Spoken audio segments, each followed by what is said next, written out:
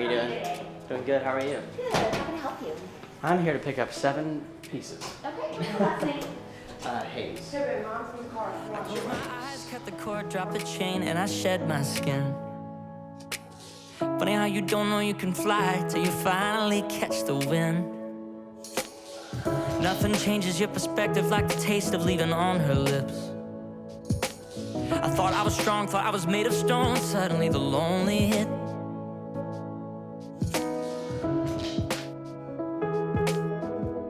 Wild Blue. He says, thank you for letting me work with you, Scott. All right. Trying to not look at the front as long as I can.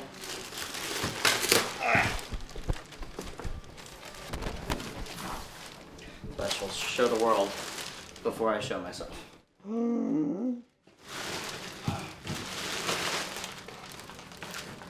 God. I mean,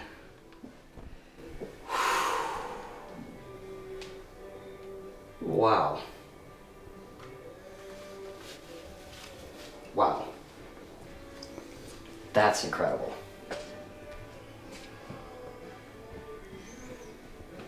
There she is. Wild Blue. Long road to get here, but it's worth it.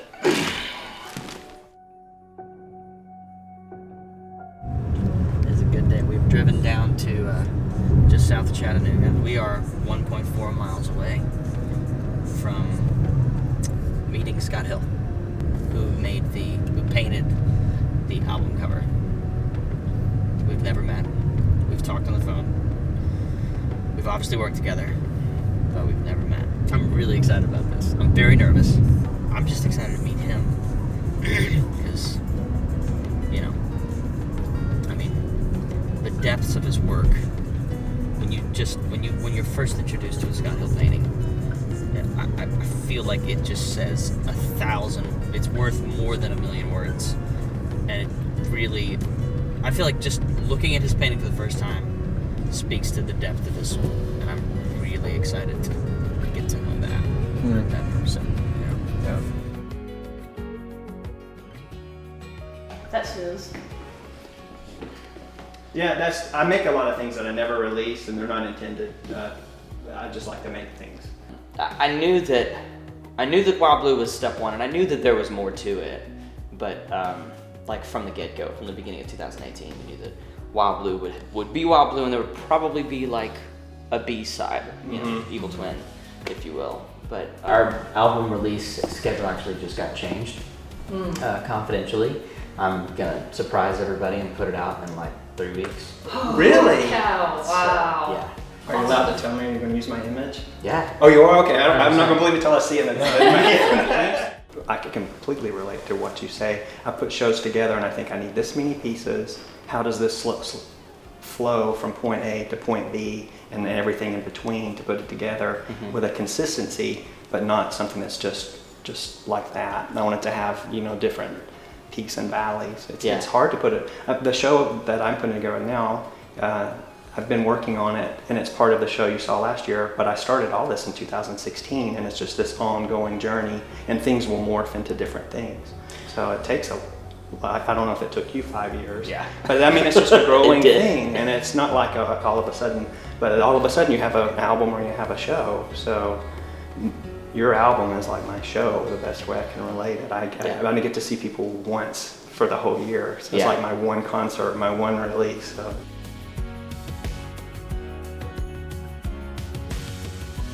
So when you say like, okay, so working on this show since 2016, like what does that look like as a project to you? Is that like a theme? Or? You want to see it? Yeah. Okay, I can. I really do. Come on up. I've always referred to it as painting purgatory.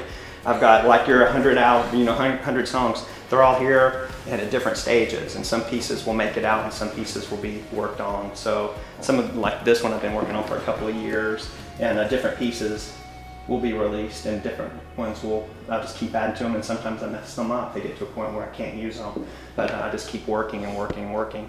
And when I get it to a certain point, I release the pieces that are ready and line them up and see which one goes to a show. And that's the point that I'm at right now. I'm still working, but I'm trying to decide what goes where. Gotcha. So, well, for me, it was such an eye-opener, because I didn't know you could. I mean, I was always told, don't trace. And then I realized there's a lot of people now that rely on a projector where you put a photograph in it and you can print it and you can trace it. I had no idea. I'm naive. I had no idea. So that really influenced me. It's like, well, I can't compete with a photograph. So I went the complete opposite direction and started drawing the way I draw, which morphed into how I paint now. But that was an eye-opening experience for me. Wow.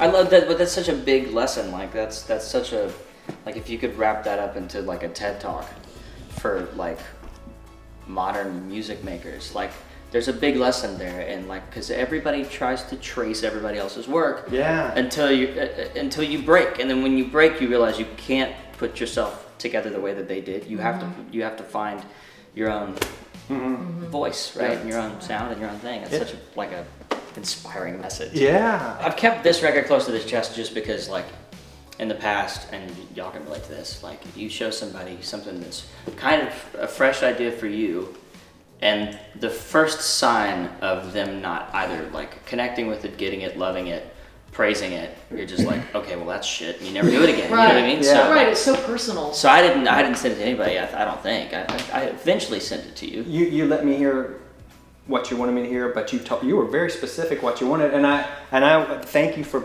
letting me be honest, because there were things you were asking me to do that was more for a graphic artist to do, and I knew that wasn't something that I could do as well as your team's really good. Yeah. You have a good But team. the Dear God video, like that, I mean that. Well, and that was so literally when we went in to get a treatment for that, I went in with my laptop, and I Apple TV streamed the Bennett gallery page for you, and I was like, this is the aesthetic, because I didn't have the cover at that point, but I was like, everything needs to feel dreamlike, and this is where we're starting from. And everybody's like, oh, that's great, we love that like direction, and we've had that direction ever since. Wow. After I got the commission, after I got the new light, I was like, okay, clearly like direction doesn't destroy the process for you, which was really encouraging and really exciting for me, because I was like, okay, well, I'll kind of judge his level of involvement he wants me in, and we'll take it slow, you know. But I was looking at ideas like for like your logo and your name going across it, but I knew that wasn't what I would do. When I was in school, it was all starting up with computers, but we were still doing things freehand for graphic design. And one of my professors, I was leaning towards that. I want to get a job when I got out of school, and he said no, paint. And thank God they really pushed me to keep painting. I was very lucky. This isn't normal, what we do for a living. I don't know. I mean, it's not. Yeah, I mean, I am thankful, and people remind me that it's not normal what I do for a living almost every day. So I mean, it's just true. I mean, it's just weird. If you would have told me when I was a kid, drawing albums, that I would be doing this, I mean, for you, I would never ever believe it. that's gorgeous. That is stunning.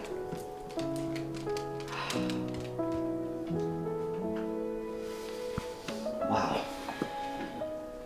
I love it. That's the first thing you see when you walk in. I love that I'm gonna walk by it 30,000 times a day. Yeah, but once you get above the clouds, it's funny how that feeling disappears.